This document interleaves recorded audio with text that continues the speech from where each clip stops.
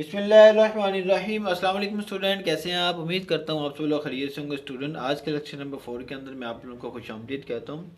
हमारी एक्सरसाइज 7.2 चल रही है, ठीक है। इंशाल्लाह ताला आज हमारी एक्सरसाइज 7.2 भी क्या हो जाएगी, वाइंड अप हो जाएगी। आपके पास क्लियर हो गया। प्रीवियस लेक्चर के अंदर हमने फर्स्ट 7 क्वेश्चन को सॉल्व किया था, और जो बाकी आज लेफ्ट क्वेश्चन है उनको क्या करेंगे, हम कंप्लीट सॉल्व करेंगे, ठीक है। क्वेश्चन नंबर जो 8 आपके पास कहता है जी, अगर आपके पास दो यू वेक्टर गिवन है, वी वेक्टर गिवन है एंड डब्ल्यू वेक्टर गिवन है, तो आपने क्या करना है, represent the side of a triangle, find the value of G आपके पास, ठीक है स्टूडेंट। एक यू वेक्टर गिवन है, एक वी वेक्टर गिवन है और एक आपको डब्ल्यू वेक्टर गिवन है। यू वेक्टर की जो वैल्यू आपके पास student 2i plus 3j plus 4k, 2i plus 3j and plus 4k आपके पास।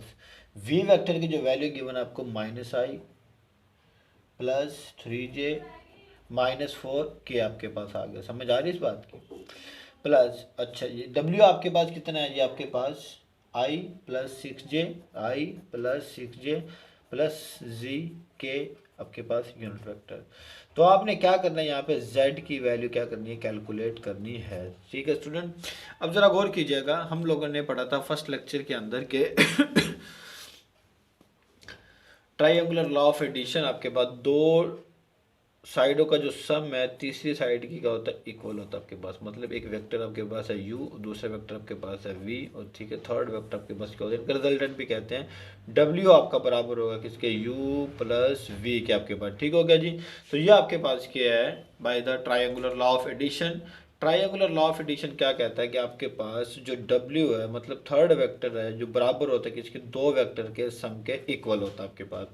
तो गौर कीजिएगा जी, w की जो वैल्यू आपके पास i plus 6j plus Z के, ठीक है, इज इक्वल टू u की वैल्यू कितनी है आपके पास, 2i plus 3j and plus 4k आपके पास। समझ आ रही इस बात की?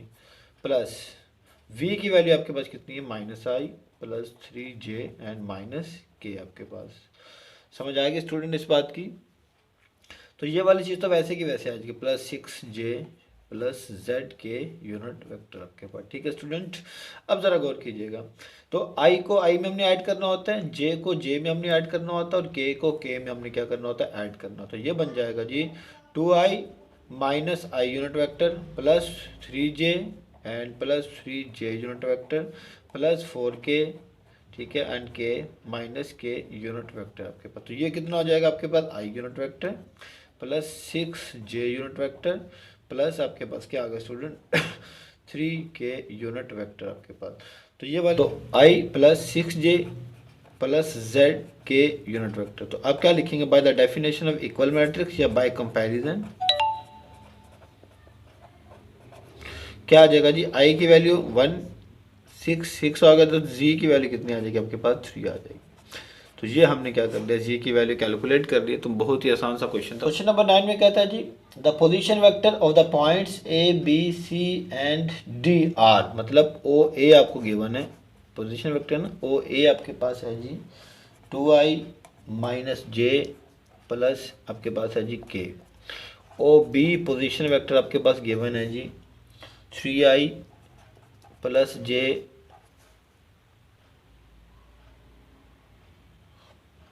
ठीक है जी, और के कंपोनेंट इसमें 0 है, ठीक होगा स्टूडेंट। और जो आपके पास है जी ओ सी, जो पोजीशन वेक्टर आपको गिवन है 2i plus 4j minus 2k, and और डी जो पोजीशन वेक्टर आपको गिवन है वो आपके पास है -i minus 2j plus k, ठीक होगा स्टूडेंट। तो शो डैट हमने शो डैट करना है कि शो डैट जो ए बी है वो आपके पास क्या होना चाहिए, पैरेलल होना चाहिए किसके, सी डी के इक्वल। तो मतलब हमारे पास जो आंसर बनना चाहिए ए बी जो पैरेलल होना चाहिए किसके, यानी कि सी डी के इक्वल आपके पास। समझ आ रही है? इस कंडीशन को हमने क्या करना है, वेरीफाइड करना। मतलब जब भी दो वेक्टर आपस में पैरेलल होते हैं तो उनके दरम्यान एक नॉन ज़ीरो स्केलर एग्जिस्ट करता है। ये आपके पास क्या कहलाता है, एक नॉन ज़ीरो स्केलर, समझ आ रही है इस बात की? ये आपके पास क्या होता है, रियल होता है, ठीक है। पॉजिटिव भी हो सकता है, नेगेटिव भी हो सकता है। अगर ये पॉजिटिव होगा तो सेम डायरेक्शन में, अगर नेगेटिव होगा तो ऑपोजिट डायरेक्शन में हम जा रहे होंगे। आपके पास समझ आ गई इस बात की? तो ये था क्वेश्चन आपके पास। तो हमने क्या कैलकुलेट करना है जी, सबसे पहले तो हम ए बी कैलकुलेट करते हैं। ए बी आपके पास क्या होता है जी, ओ बी माइनस ओ है आपके पास। ये भी by triangular law of addition आपके पास। ओ बी की वैल्यू आपके पास कितने स्टूडेंट, 3i प्लस जे प्लस क्या आपके पास 0 के आ गया आपके पास, माइनस ओ ए की वैल्यू कितने, माइनस से मल्टीप्लाई कर देते हैं 2i प्लस जे यूनिट वेक्टर प्लस क्या आ गया आपके पास के आ गया। अब i को i में से, j को j में से, देखो प्लस का 3 माइनस का 2 क्या रह जाएगा, प्लस का 1 प्लस का j कितना हो जाएगा आपके पास, तो प्लस का j और प्लस का j आपके पास क्या हो जाएगा स्टूडेंट, वो आपके पास हो जाएगा प्लस 2j, ठीक हो गया। और ये प्लस का 0 था, ये माइनस का 1 था, तो ये आपके पास आ जाएगा माइनस का k यूनिट वेक्टर। तो आंसर आपके पास क्या आ गया है, I cap plus 2j cap plus minus k cap आ गया आपके पास। समझ आ रही है इस बात की? तो हमने ए बी कैलकुलेट कर लिया। अब हमने क्या कैलकुलेट करना स्टूडेंट, सी डी कैलकुलेट करना। जो सी डी आपके पास स्टूडेंट, वो आपके पास होगा ओ डी माइनस ओ सी जी। ओ डी की वैल्यू आपके पास कितने स्टूडेंट, ओ डी की जो वैल्यू आपके पास माइनस आई माइनस 2j प्लस के माइनस, तो आपके पास ओ सी की वैल्यू आपके पास कितनी है, 2i प्लस 4j माइनस क्या आ गया, 2k आ गया आपके पास, ठीक है स्टूडेंट। तो माइनस आई माइनस 2j प्लस के, माइनस से मल्टीप्लाई करते हैं, minus 4i 4j and plus क्या हो जाएगा 2k हो जाएगा। तो ये बन जाएगा आपके पास माइनस का 3i और ये बन जाएगा माइनस का 6j और ये बन जाएगा आपके पास प्लस का 6k आ जाएगा। कोई चीज़ यहाँ से कॉमन आती है जी, -3 हम कॉमन कर लेते हैं जी। जब -3 कॉमन करेंगे तो ये रह जाएगा जी i प्लस 2j और ये रह जाएगा जी आपके पास प्लस का 6k आ जाएगा आपके पास। 2 प्लस 1 कितना हो जाएगा, ये 3 हो जाएगा स्टूडेंट। 2 प्लस 1 कितना हो गया 3, जब कॉमन करेंगे तो यहाँ पे क्या रह जाएगा, प्लस k रह जाएगा। तो अब ज़रा गौर कीजिएगा, -3 और ये वाली चीज़ आपकी किसके बराबर है स्टूडेंट, ए बी के बराबर है, ए बी के इक्वल आ गया जी सी डी। तो ये एक चीज़ क्या शो आउट करती है कि C D is parallel to A B but in opposite direction आपके पास, ऑपोजिट डायरेक्शन। तो क्वेश्चन नंबर 9 क्या हो गया, कंप्लीट हो गया। बहुत आसान सी सिंपली सी कैलकुलेशन आपके पास। क्वेश्चन नंबर 10 में वो कहता है जी, we say that two vectors v and w in space, space का मतलब होता है 3 डायमेंशनल, ठीक है। जब आपके पास 3 चीज़ें आ जाएंगी, मतलब ये x कंपोनेंट, ये x एक्सिस, ये y एक्सिस और ये z एक्सिस होता है, ठीक है। ये x होता है, यहाँ पे हम ले लेते हैं y और यहाँ पे हम ले लेते हैं z। ये आपके पास क्या ओरिजिन, इस डायरेक्शन में जो होता है i यूनिट वेक्टर, इस डायरेक्शन में होता है आपके पास j यूनिट वेक्टर, इस डायरेक्शन में जो होता है आपके पास क्या होता है k यूनिट वेक्टर, ठीक है स्टूडेंट। अब जो i के कंपोनेंट बनते हैं कहते हैं, जैसे हम डायरेक्शन को साइन भी कहते हैं, तो वो बन जाएंगे आपके पास 1 0 0 और इसके बन जाते होते हैं यानी कि 0 1 0 और इसे हम क्या कहते होते हैं 0 0 1। तो ये हम क्या कहते हैं 3 डायमेंशनल बात आ जाती है, तो हम किस में चले जाते हैं, स्पेस में चले जाते हैं आपके पास। क्लियर होगा स्टूडेंट? तो वो कहता है जी आर पैरेलल, ठीक हो गया, दो वेक्टर हैं जी u v and w in space are parallel if there is a scalar. चलें जी, वो कहता है जी v अगर उनके दरमियान वो आपस में क्या है पैरेलल, तो इसका मतलब उनके दरमियान एक स्केलर लाजमी होगा, उसके हम क्या कह देते हैं सी कह देते हैं। आपके पास समझ आ गई इस बात की? अच्छा जी, the vector point in the same direction if c greater than 0। अब यहाँ पर दो चीज़ें निकलती हैं, जैसे हम क्वेश्चन नंबर 9 में इफ सी ग्रेटर देन 0, तो ये आपके पास है, तो क्या इसका मतलब है वेक्टर जो पॉइंट आपके पास वो आपके पास क्या होंगे, सेम डायरेक्शन में होंगे आपके पास। समझ आ रही है? तो इफ सी ग्रेटर देन 0 इसका मतलब है वी आपके पास आ जाएगा जी सी पॉजिटिव ही रहेगा, तो इसका मतलब होगा आपके पास सेम डायरेक्शन होगा आपके पास। इफ सी लेस देन 0 तो इसका मतलब होगा माइनस सी डब्ल्यू वेक्टर, तो इसका मतलब होगा ऑपोजिट डायरेक्शन होगा। पैरेलल तो होंगे और वो क्या हो जाएंगे, ऑपोजिट डायरेक्शन होंगे। ठीक, फर्स्ट पार्ट में वो आपसे कहते हैं find two vectors of length 2 parallel to the vector, ठीक है। आपने दो वेक्टर निकालने हैं, समझ आ रही है इस बात की। अब दो वेक्टर उसने ये नहीं बताया, उसने कहा कि पैरेलल निकालना, तो जाहिर बात है दो कौन से हो सकते हैं, एक तो सेम डायरेक्शन में हो सकता है, दूसरा ऑपोजिट डायरेक्शन में हो सकता है। अगर वो पैरेलल है उसके दरमियान एक स्केलर तो लाजमी है, उसको बता दिया वो स्केलर कितना आपके पास 2 है। समझ आ रही है इस बात की। तो अभी हमने क्वेश्चन नंबर प्रीवियस लेक्चर में क्वेश्चन नंबर 7 में भी हमने वो फार्मूला यूज़ किया था कि आपके पास जो रिक्वायर्ड वेक्टर होता है वो जो पैरेलल होगा किसके, यूनिट वेक्टर के, और दरमियान में एक स्केलर एग्जिस्ट करेगा आपके पास। समझ आ रही है इस बात की। क्या फार्मूला होता है कि रिक्वायर्ड वेक्टर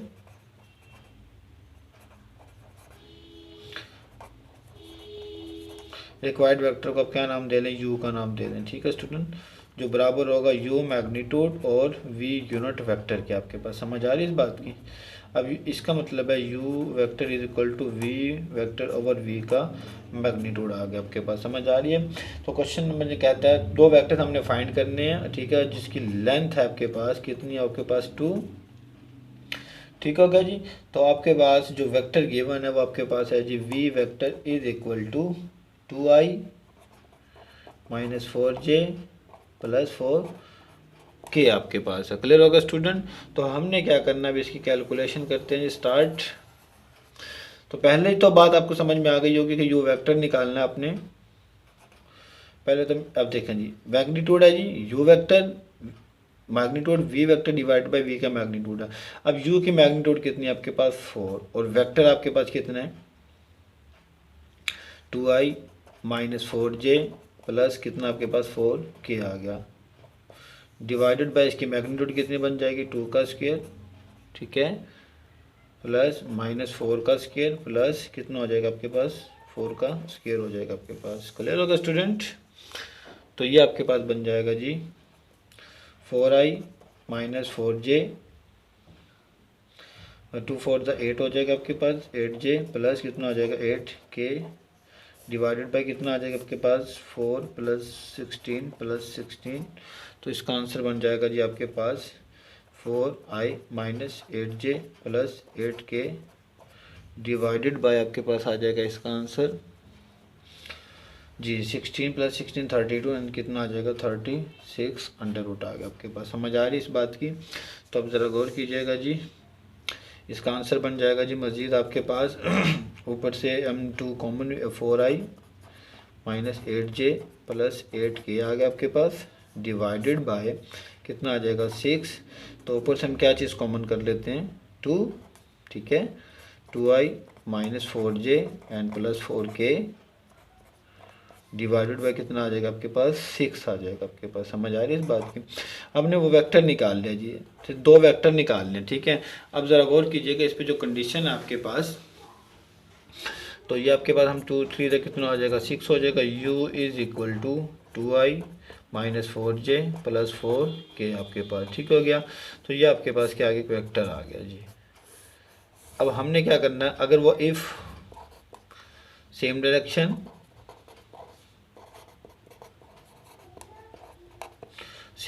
में होंगे तो जाहिर बात है उसको हम क्या कर देंगे इट सेल्फ ऐसे कैसे लिख देंगे 2i minus 4j plus 4k, ठीक है। अगर इफ़ ऑपोजिट डायरेक्शन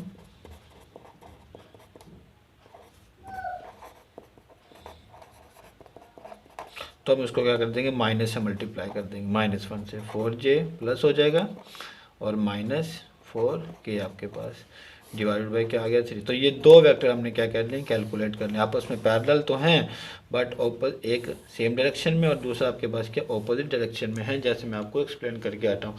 तो यहाँ भी जो हमने स्केलर लिया वो आपके पास क्या लिया 1 लिए, ठीक है, प्लस का 1 और माइनस का 1। तो क्वेश्चन नंबर 10 का फर्स्ट पार्ट हमारा कंप्लीट हुआ। क्या कहता था दो वेक्टर फाइंड करें जो आपस में पैरेलल हैं, ठीक है। तो ये एक तो सेम डायरेक्शन में होगा, दूसरा क्या होगा आपकी ऑपोजिट डायरेक्शन में। सेम डायरेक्शन के लिए तो +1 से मल्टीप्लाई और ऑपोजिट डायरेक्शन के लिए आपने क्या करना -1 से मल्टीप्लाई करना है। तो ये आपके पास क्या आ जाएगा क्वेश्चन नंबर 10 का फर्स्ट पार्ट क्या हो गया कंप्लीट हो गया, ठीक हो गया स्टूडेंट। क्वेश्चन नंबर 10 का जो सेकंड पार्ट है बी कहता फाइंड अल्फा और v और w जो आपके पास क्या है पैरेलल है। v की वैल्यू आपके पास कितने हम यहाँ पे लिख लेते हैं जी i माइनस j प्लस कितना आ जाएगा 4k आ जाएगा, ठीक है। और w आपके पास क्या है student alpha i plus 9j minus 12 के आपके पास, ठीक है। अब ये दोनों आपस में क्या है, पैरेलल है। देखिए जी गिवन है जी हमको v जो आपके पास है पैरेलल है किसके स्टूडेंट, w के। इसका मतलब इनके दरमियान क्या होगा, स्केलर एग्जिस्ट करेगा। समझ आ रही है इस बात की। तो v की वैल्यू आपके पास क्या थी और w की वैल्यू इसमें क्या करेंगे, पुट करेंगे, तो आपके पास हम अल्फ़ा की वैल्यू फाइंड आउट कर सकते हैं। तो v की वैल्यू कितनी है आपके पास, i -3j + 4k c alpha i + 9j - 12k आ गया आपके पास। समझ आ रही इस बात की। तो अब ज़रा गौर कीजिएगा, i -3j + 4k और ये आपके पास है c अल्फ़ा i, ठीक है, प्लस c 9j माइनस क्या हो जाएगा 12c हो जाएगा आपके पास। समझ आ रही है इस बात की। तो अब हमने क्या करना, बाय कंपैरिजन कर लेंगे, बाय कंपैरिजन। कंपैरिजन सारी करना चाहते हैं सारी कर लें, अगर एक करना चाहते हैं तो एक कर लें। आप समझ आ रही है इस बात की। तो हमें एक ही को कंपैरिजन कर लेते हैं, बाय कंपैरिजन सी के पास। समझ आ रही है इस बात की। तो यहाँ से पहले हमें किसकी वैल्यू निकालनी है, सी की निकालनी है। सी की वैल्यू निकाल कर हम क्या पुट कर देंगे, क्वेश्चन नंबर 1 में पुट कर देंगे। आप लोग क्लियर होगा स्टूडेंट। तो ये आपके पास अल्फ़ा सी अल्फ़ा = 1 आ गया, इसको हम इक्वेशन नंबर 1 कह देते हैं। और ये आपके पास C9 = कितना, -3, मतलब C9 = कितना, -3। तो C की वैल्यू यहाँ से कितनी आ जाएगी आपके पास, -1/3 आ जाएगी आपके पास। क्लियर होगा स्टूडेंट। अब आप क्या करेंगे, इस वैल्यू को जी, ये वैल्यू आ गई आपके पास। तो इस वैल्यू को क्या करते हैं, पुट इन 1 कर दें जी, -1/3 अल्फ़ा = कितना आ जाएगा 1। तो अल्फ़ा की वैल्यू जब उधर जाके मल्टीप्लाई करेंगे तो आंसर कितना आ जाएगा, -3 आ जाएगा। तो ये हमने क्या कर लिया, वैल्यू निकाल लिया। तो इस वैल्यू को पुट करके देख भी सकते हैं कि आया हमारा आंसर सेम आता है या नहीं आता, मतलब वेक्टर पैरेलल हैं या नहीं। तो अल्फ़ा की इस वैल्यू के लिए आपके पास वैल्यू क्या हो जाएंगी, पैरेलल हो जाएंगे आपके पास। समझ आ रही है। तो हमने क्या करना था, दो वेक्टर्स आपको गिवन है जो आपस में क्या पैरेलल, इसका मतलब उनमें एक नॉन जीरो स्केलर एग्जिस्ट करेगा। वो नॉन जीरो स्केलर कौन सा आपके पास, -1/3 आपके पास। समझ आ रही है इस बात की, ठीक है स्टूडेंट। तो आपके पास यहाँ पे हमने कंपेयर किया, कंपैरिजन करने के बाद सी अल्फ़ा किसके बराबर था, आई कंपोनेंट से कंपेयर किया तो सी अल्फ़ा = कितना 1 आ गया। तो इन दोनों में से किसी एक वैल्यू को इक्वल करके मतलब सी की वैल्यू हम निकाल सकते हैं। सी की वैल्यू आपके पास क्या आ गई है, -1/3। अब बेशक यहाँ से निकाल लें, ठीक है, -12c को जब कंपेरिजन करेंगे 4 से, सी की वैल्यू कितनी आ जाएगी, -1/3 आएगी। तो -1/3 को क्वेश्चन नंबर 1 में क्या करेंगे, पुट करेंगे। तो अल्फ़ा की वैल्यू कितनी आ जाएगी, -3। तो अब इस अल्फ़ा की वैल्यू को और सी की वैल्यू को इस इक्वेशन में पुट करके देखें तो हमारे पास जो आंसर आएगा वो क्या आएगा, सेम आएगा आपके पास। तो पैरेलल हो जाएंगे, इसका मतलब है। तो क्वेश्चन नंबर 10 का जो सेकंड पार्ट है मतलब वो हमारे पास क्या हो गया, सॉल्व हो गया। अब हम मूव करते हैं क्वेश्चन नंबर 10 के थर्ड पार्ट की जानिब। तो क्वेश्चन नंबर थर्ड पार्ट है जी, find a vector of length 5 in the direction opposite that vector of v। ठीक है, अब जरा गौर कीजिएगा, पहले क्या था, फर्स्ट पार्ट में हमने सॉल्व किया था सेम और ऑपोजिट के लिए, लेकिन इस थर्ड पार्ट में वो आपको बता रहा है कि सिर्फ हमने इसको ऑपोजिट के लिए सॉल्व करना है। समझ आ रही है इस बात की। तो हम इसका मतलब है जो आंसर आएगा लास्ट में जाके हम उसको किससे मल्टीप्लाई कर देंगे, माइनस से मल्टीप्लाई कर देंगे। आप लोग समझ आ रही है इस बात की। तो आपको उस जो वेक्टर फाइंड करना है उसकी लेंथ आपको बता दी गई है, वो कितनी है आपके पास 5, ठीक है। और जो यूनिट वेक्टर आपको बता दिया गया वो आपके पास है जी वी वेक्टर है जी आपके पास, वो आपके पास कितना है जी i -2j + 3k आपके पास। समझ आ रही है। और ये आपस में क्या ऑपोजिट डायरेक्शन में है, ऑपोजिट डायरेक्शन। तो इसका मतलब है जो आपके पास u वेक्टर है, रिक्वायर्ड वेक्टर है जो आपके पास पैरेलल है किसके, v यूनिट ना i -2j + 3k divided by कितना आ जाएगा 1 का स्क्वायर प्लस -2 का स्क्वायर प्लस क्या आ जाएगा 3 का स्क्वायर आ जाएगा।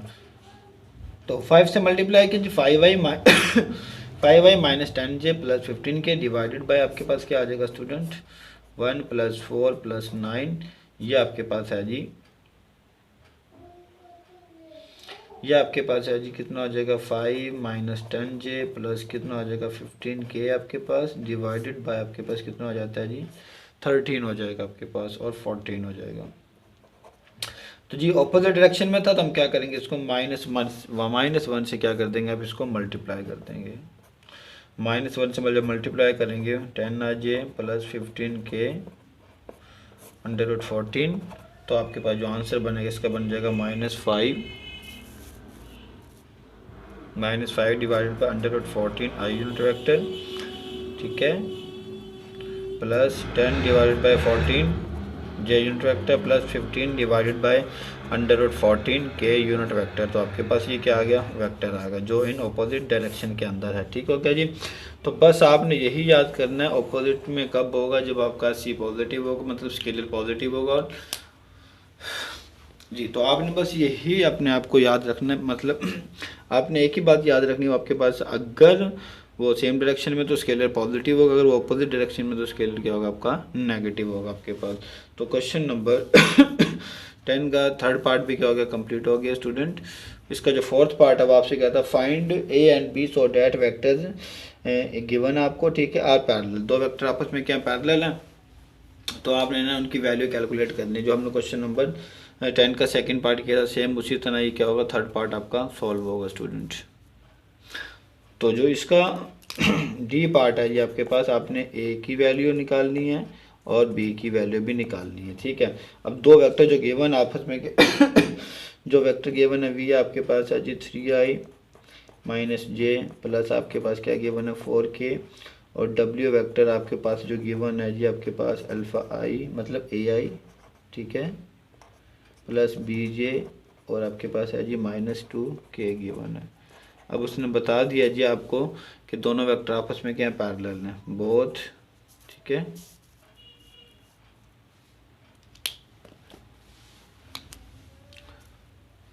लिखते हैं जी both v and w are parallel. इसका मतलब v इज इक्वल टू क्या आ जाएगा CW आ जाएगा। तो v की वैल्यू कितनी है 3i minus J plus 4k is equal to CAI plus BJ -2k आ जाएगा, ठीक है। तो क्या करते हैं 3i minus J plus 4k ACI plus BCJ and -2CK आ जाएगा जी। कंपैरिजन करते हैं जी बाय कंपैरिजन।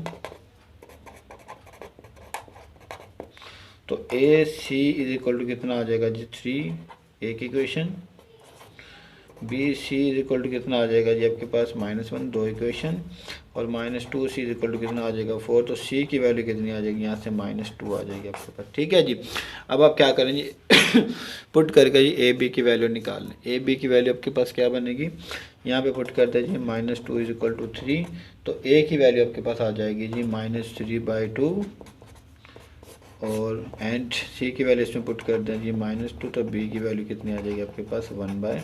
तो क्वेश्चन नंबर जो 10 हमारे पास क्या हो गया कंप्लीट हो गया अल्हम्दुलिल्लाह। क्वेश्चन नंबर 12 में आपसे कहते हैं कि 3 एंगल आपको गिवन है तो 3 एंगल को आपने बताना है क्या वो direction angle of a single vector है या नहीं है। मतलब एक angle phi equal to 45 given है, बीटा इज इक्वल टू कितना 45 डिग्री गिवन है और गैमा इज इक्वल टू कितना 60 डिग्री गिवन है। तो याद रखिएगा किसी अगर ट्रिपल एंगल आपके पास गिवन है उनको डायरेक्शन एंगल आपने शो डैट करवाना तो स्टूडेंट याद रखिएगा फार्मूला होता है cos square alpha plus cos square beta plus cos square जो गैमा। आपके पास अगर आंसर 1 आ जाता है तो आपके पास डायरेक्शन एंगल होंगे, अदरवाइज तो डायरेक्शन एंगल नहीं कहलाएंगे। अब देखना डायरेक्शन एंगल क्या था। डायरेक्शन एंगल बेसिकली निकलते हैं डायरेक्शन को साइन। आपके पास डायरेक्शन को साइन तीन चीज़ें होती हैं, डायरेक्शन को साइन, डायरेक्शन रेशोज और डायरेक्शन एंगल, ठीक हो गया स्टूडेंट। तो ज़रा गौर की जो डायरेक्शन एंगल होते हैं आपके पास वो क्या होते हैं अल्फ़ा बीटा और गैमा और डायरेक्शन रेशोज आपके पास क्या होते हैं कंपोनेंट होते हैं किसके वेक्टर के आई जे के जो कंपोनेंट होते हैं जो कोफिशिएंट होते हैं वो आपके पास क्या होते हैं डायरेक्शन रेशोज होते हैं आपके पास, ठीक है। मतलब एक्स वाई और जी डायरेक्शन रेशोज कहलाते हैं, ठीक है। डायरेक्शन को साइन क्या होते हैं कि आपके पास डायरेक्शन रेशोज और उस वेक्टर की मैग्नीट्यूड y/r आर की मैग्नीट्यूड और जेड ओवर आर की मैग्नीट्यूड, ये आपके पास डायरेक्शन कोसाइन होते हैं।